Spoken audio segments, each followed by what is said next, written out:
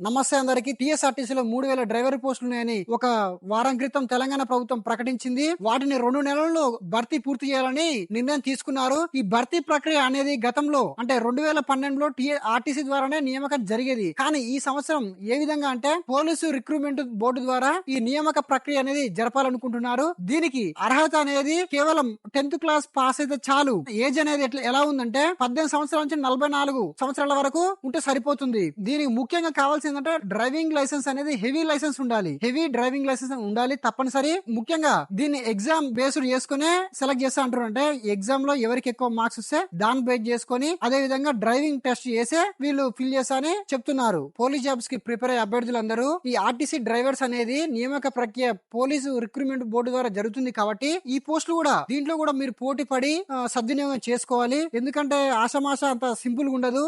Police board recruitment అనేది దీన్ని దృష్టిలో ఉంచుకొని ప్రతి ఒక్కరు దీన్ని ఉపయోగించుకోవాలి.